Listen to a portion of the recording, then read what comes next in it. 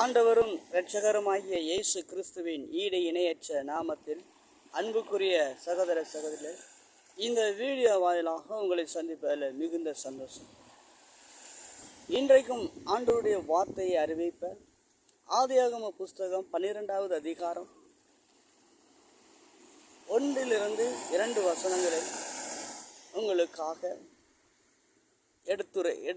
எடுத்து வாசிக்கிறேன்.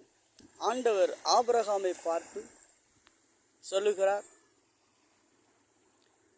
நான் உன்னை ஆசீர்வதித்து உன்னை பெரிய ஜாதியாக்குவேன். நீ உன் இனத்தையும் உன் தகப்பன் வீட்டையும் விட்டு புறப்பட்டு போ, நான் காண்பிக்கும் தேசத்துக்கு போ என்று சொல்கிறார். எல்லாவற்றையும் விட்டு ஆண்டவர் சொல்கிறார், எல்லாவற்றையும் விட்டு நான் உன்னை காண்பிக்கும் தேசத்துக்கு போ என்று சொல்கிறார். ஆம், அன்புக்குரிய சகோதர சகோதரிகளே, இந்த நாளிலும் ஆண்டவர் ஆபிரகாமை அழைத்தார், அவனை ஆசீர்வதித்தார்.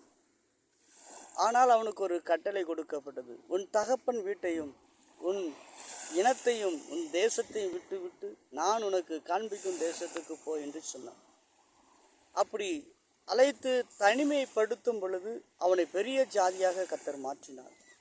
ஆம், இன்றைக்கும் ஆண்டுடைய வார்த்தையை கேட்டுக்கொண்டிருக்கிற அருமையான சகோதரனை சகோதரியை, தனிமைப்பட்டு போய் இருக்கிறாயா? கலங்க வேண்டிய அவசியம் இல்லை. கர்த்தர் உன்னை பெரிய ஜாதியாக உன்னை ஆசீர்வதிக்க போகிறார். ஆசீர்வதிக்கும் முன்பதாக உன்னுடைய ஆசீர்வாதம் பெரிதாக இருக்கிறபடினாலே கர்த்தர் உன்னை தனிமைப்படுத்த அவர் போதுமானவராக இருக்கிறார்.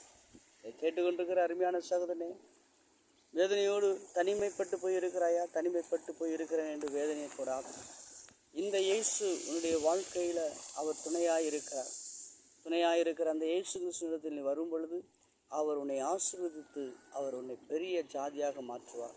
ஆபிரகாமை செல்வச்சியமானாக மாற்றினது போல் உன்னையும் கர்த்தர் ஆசீர்வதிப்பார். கர்த்தர் தாமே உன்னை ஆசீர்வதிப்பாராக. இந்த நாளில் இந்த வேத வசனத்தை கேட்ட ஒவ்வொரு மக்களையும் கர்த்தர் ஆசீர்வதிக்கும்படி செபிக்கிறேன். பெரிய காரியங்களை இயேசு கிறிஸ்து நாமத்தில் செபிக்க நடக்குதாவே. ஆமாம்.